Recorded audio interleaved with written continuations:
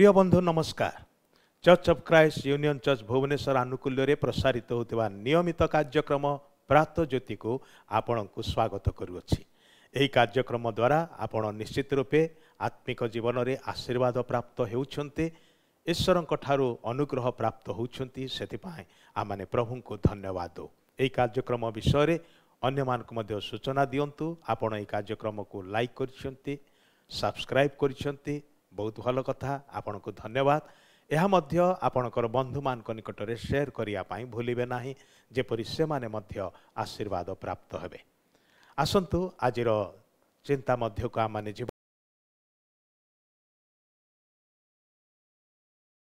आज सही प्रसंग नहीं कि आग को बढ़िबा।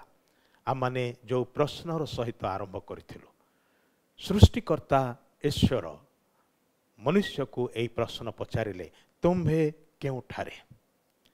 आम माने गत थर देखिदेलु अनेक अछंती जो माने ईश्वरंकर आलोकरे नहांती किंतु जीवनर अंधार मध्यरे अछंती, पाप मध्यरे अछंती।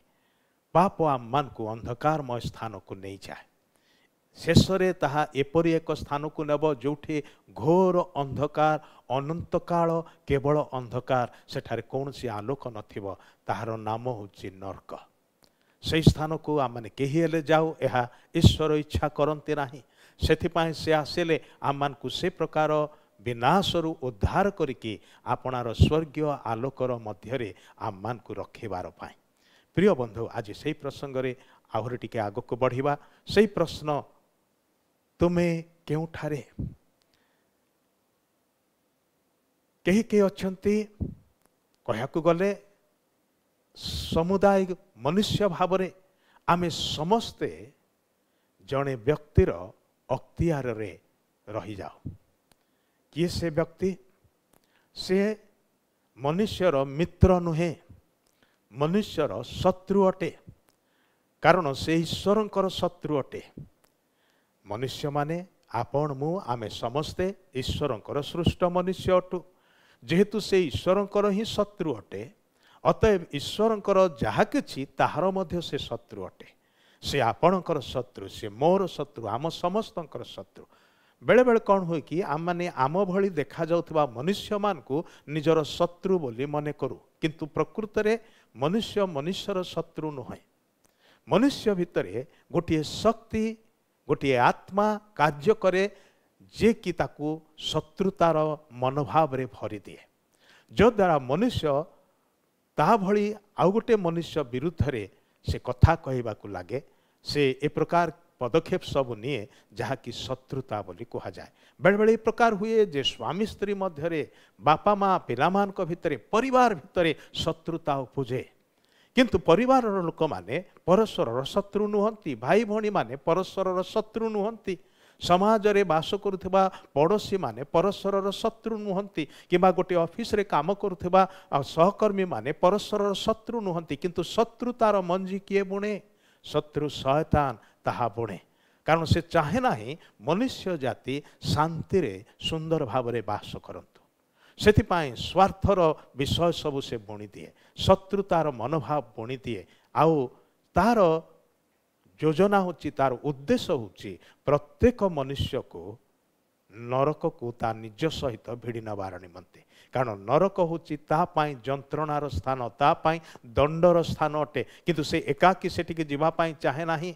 से तो स्वर्गरु ही एक तृतीयांश दूत मान को निज सहित तलकु स्खलित कला एवं एबे नरक को जीवार बेल तार आसी जाइछि। आ सेथिपाई से चाहूची केवल ता सांगरे थिबा दूत मान को नुहे, किंतु मनुष्य मान को मध्य ता सांगरे नरक को नेबा पाई चाहूची। सेथिपाई से पापर प्रलोभन रे प्रलोभित करूची, पापर जाल रे पकाउची एवं बांधिकी पापर कब्जारे रखिकी निजर अख्तियार मध्य से रखुची।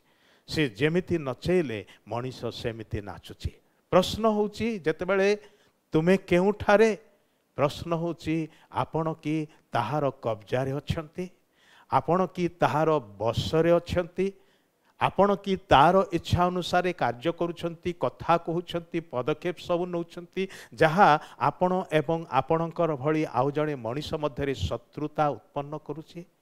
आम माने बुझिबा दरकार जे भितरे जो शत्रु प्रवेश करके ये सब कार्य करूचे ताकू चिन्हिबा दरकार।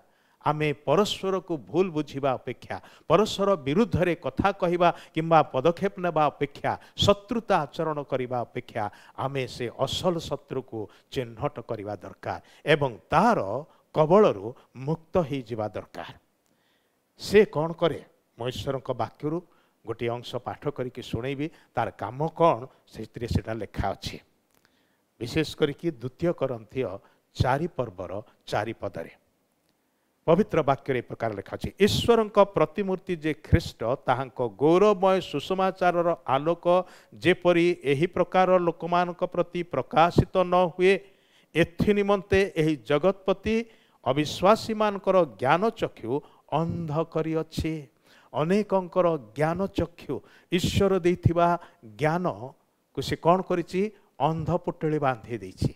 आमर आखि ठीक अच्छी देखा जाउची जदि अंध पुटुली बांधि दिया जाए आम को देखा जाए ना।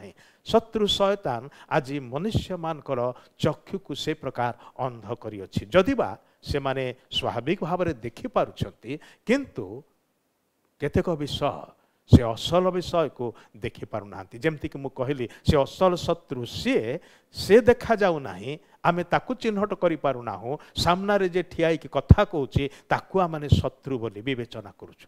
आज देश विरुद्ध रे देश राज्य विरुद्ध रे राज्य जदि उठुची मनुष्य मानकू मनुष्य माने शत्रु बोली विवेचना करूछंती। आउ एई विषाक्त मंजी बुणिछि किए बुणिछि शत्रु शयतान।